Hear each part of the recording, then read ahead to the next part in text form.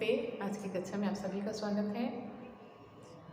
इससे पहले हम लोग पढ़ लिए थे, बहुत दिनों बाद कविता पढ़े हैं और आज हम पढ़ेंगे व्याकरण का एक नया पाठ। तो पढ़ने से पहले हम लोग ब्रह्मनाद करेंगे। तो सावधान सिद्ध ब्रह्मनाद। ओ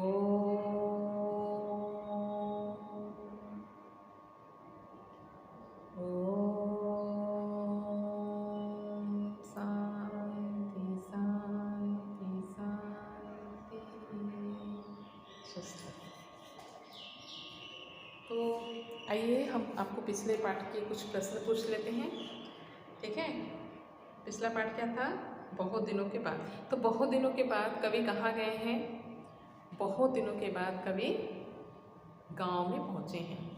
गांव पहुंचकर उन्होंने किन किन चीज़ों को अनुभव किया और उसका आनंद उठाया? तो गांव की लहलहाती फसल को देखा और फिर क्या देखे? पगडंडी और उसकी चंदनवर्णी धूल उनको स्पर्श किए। धान कुटती हुई किशोरियों के गीत को सुने और क्या सुने? मौसरी के ताजे टटके फूलों का सुगंध लिया और जी भर के गन्ना चूसे और क्या किए और क्या खाए? ताल मखाना खाए, ठीक है। तो हम आपको पिछले वीडियो में इन सब सारी चीज़ों के मतलब तस्वीर भी भेज दिए हैं साथ में कि मौसरी का फूल क्या है और पगडंडी क्या है। आप उसको देखकर आसानी से समझ सकते हैं। तो आज हम पढ़ेंगे काल, ठीक है। तो काल में देखो, सबसे पहले हम जानेंगे काल किसे कहते हैं। तो क्रिया या काम जिस समय घटित होता है उसको क्या कहते हैं? काल कहते हैं। या फिर दूसरी परिभाषा देखो, क्रिया के घटित होने के समय को काल कहते हैं।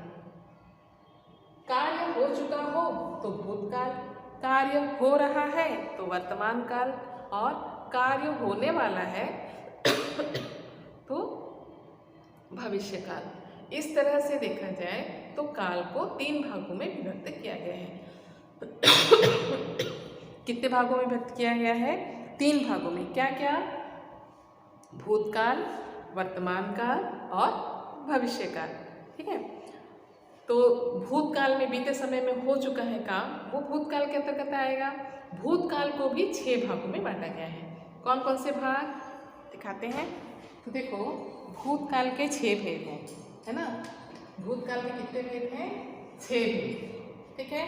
एक एक भेद को देखो। पहला है सामान्य भूत। सामान्य भूत क्या है? देखो, क्रिया के जिस रूप से बीते हुए समय का निश्चित ज्ञान ना हो। निश्चित ज्ञान नहीं होता है। बीते हुए समय में क्रिया हुई थी या नहीं हुई थी, उसका निश्चित ज्ञान ना हो, उसे सामान्य भूत कहते हैं। जैसे उदाहरण देखो, राम ने खाना खाया। राम ने खाना खाया मतलब निश्चित नहीं है खाया कि नहीं खाया। गीता ने पत्र लिखा, समय का निश्चित बोध नहीं हो रहा है कि वह काम किस समय में हुआ है। तो यहाँ पर क्या होगा? सामान्य भूत, ठीक है। राम ने खाना खाया, गीता ने पत्र लिखा और क्या उदाहरण हो सकता है? और हो सकता है मैंने लिखा, हमने खाया, मैं गया, ठीक है। ये सब क्या है? सामान्य भूत के उदाहरण है। तू गई, तू गया, ठीक है, वह गया, ये सब सामान्य भूत के उदाहरण हैं। उसके बाद देखो आसन्न भूत। आसन्न शब्द से ही समझ जाना चाहिए। आसन्न का अर्थ होता है निकट। आसन्न का अर्थ क्या होता है? निकट। तो क्रिया के जिस रूप से क्रिया के व्यापार का समय आसन्न अर्थात निकट ही समाप्त समझा जाए, मतलब तुमको उस वाक्य को पढ़ने से ऐसा लगेगा कि क्रिया अभी अभी संपन्न हुई है। आसन्न का अर्थ है निकट, अर्थात अभी अभी संपन्न हुई है, तो उसे क्या कहेंगे? आसन्न भूत कहेंगे। उदाहरण देखो, अंकुर बिहार से लौटा है, मतलब अभी लौटा है, ठीक है। मेरा मित्र घर आया है, मतलब अभी अभी वो आया है। इससे इस वाक्य से ऐसा पता चलता है कि तुरंत ही काम हुआ है। क्रिया जो है अभी तुरंत खत्म हुई है, अर्थात निकट में ही खत्म हुई है, इसलिए ये क्या होगा? आसन्न भूत। फिर तीसरा उदाहरण देखो, पूर्ण भूत। तीसरा भूतकाल का तीसरा नियम देखो, पूर्ण भूत। तीसरा भेद क्या है? पूर्ण भूत। क्रिया के जिस रूप से बीते समय में कार्य की समाप्ति का पूर्ण बोध होता है।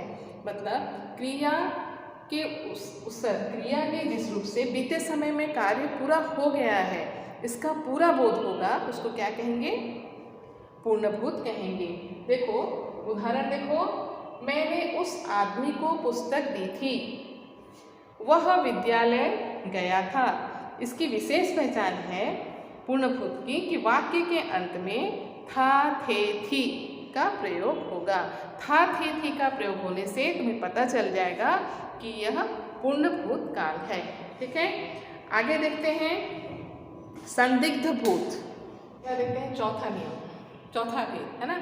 तो चौथा भेद क्या है? संदिग्ध भूत। संदिग्ध भूत में क्या है? संदिग्ध, इससे पता चल रहा है कि संदेह की स्थिति। तो क्रिया के जिस रूप से बीते समय में कार्य के पूर्ण होने या ना होने में संदेह उत्पन्न होता है, मन में संदेह हो कि कार्य पूरा हुआ या नहीं हुआ, तो उस समय में होगा संदिग्ध भूतकाल। ऐसी स्थिति को क्या कहेंगे? संदिग्ध भूतकाल। क्रिया के जिस रूप से बीते समय में कार्य के पूर्ण होने या ना होने में संदेह होता है, उसे संदिग्ध भूतकाल कहते हैं। उदाहरण देखो, श्याम ने खाना खाया होगा। इस वाक्य से ऐसा लग रहा है कि उसको संदेह है कि उसने खाना खाया होगा या नहीं। श्याम ने खाना खाया होगा। शायद गायक ने गाना गाया होगा। अगर शायद भी लग गया तो भी संदेह की स्थिति है ना। शायद गायक ने गाना गाया होगा। तो जिस स्थिति में संदेह उत्पन्न होता है ना, और होगा, होगी का प्रयोग होता है, तो वहाँ पे संदिग्ध भूतकाल होगा। कौन सा भूतकाल होगा? संदिग्ध भूतकाल।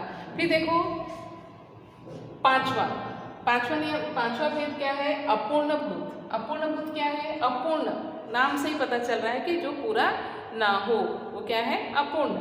तो क्रिया के जिस रूप से यह मालूम हो कि क्रिया भूतकाल में हो रही थी, क्रिया भूतकाल में हो रही थी, लेकिन उसकी समाप्ति का पता ना चले, वो पूर्ण हुआ है या अपूर्ण हुआ है, उसकी समाप्ति का पता ना चले, तो उसको क्या कहेंगे? अपूर्ण भूतकाल कहेंगे।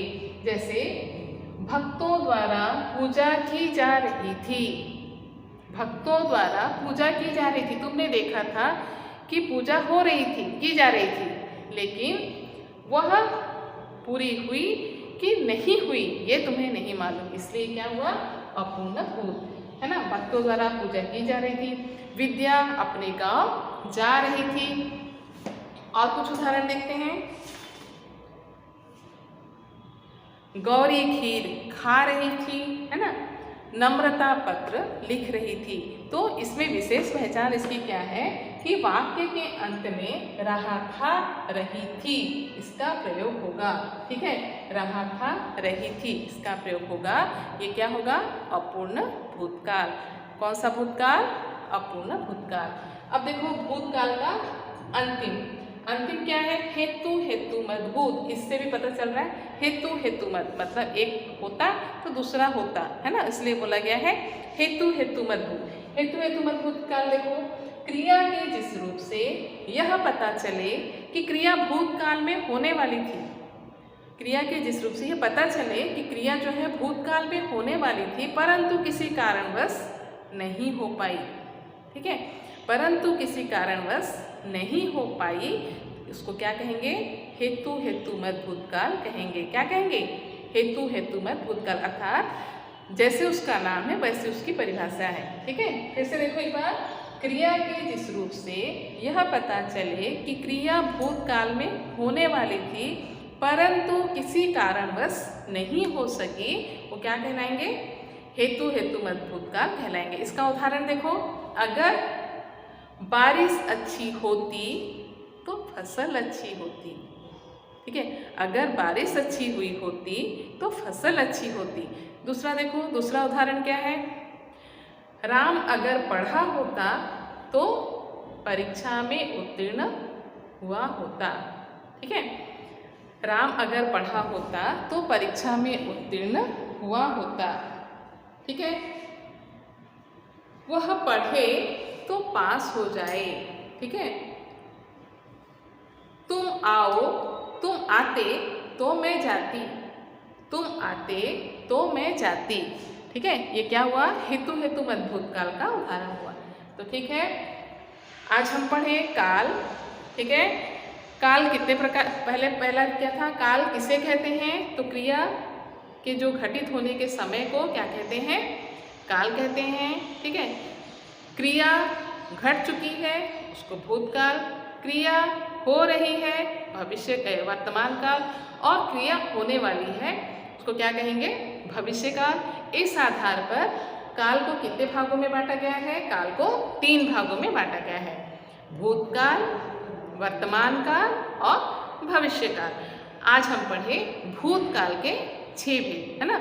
भूतकाल के 6 भेद क्या क्या थे, आज पहला था क्या, सामान्य भूत। ठीक है, और दूसरा क्या था, सामान्य भूत, पहला सामान्य भूत, और उसके बाद था आसन्न भूत। सामान्य भूत क्या किसे कहेंगे, जिससे बीतने का समय बीतने का बोध होता है पर निश्चित नहीं होता है, सामान्य भूत में, है ना। और फिर उसके बाद आसन्न भूत। आसन्न भूत क्या है, काम अभी अभी खत्म हुआ है। उसके बाद क्या था, पूर्ण भूत, कार्य की समाप्ति की सूचना मिलती है, पूर्ण भूत। अपूर्ण भूत, कार्य समाप्त हो चुका नहीं हुआ है। ठीक है, कब समाप्त हो, शुरू हुआ लेकिन पूर्ण हुआ या नहीं मालूम। काम शुरू हुआ था लेकिन पूरा हुआ या नहीं ये नहीं मालूम है, इसलिए अपूर्ण भूत। संदिग्ध भूत, संदिग्ध भूत क्या है, जिसमें संदेह रहता है। जैसे उदाहरण, उसने चोरी की होगी, उसने खाना खाया होगा, राम गया होगा, तो ये क्या है, संदिग्ध भूत। और अंतिम क्या था, हेतु हेतु मत भूत। हेतु हेतु मत भूत क्या था कि एक कार्य का दूसरे कार्य के ऊपर निर्भर रहना। अगर बारिश अच्छी हुई होती तो फसल अच्छी हुई होती। तो आज के लिए इतना ही, और अगले भाग में हम उसके आगे का पढ़ाएंगे।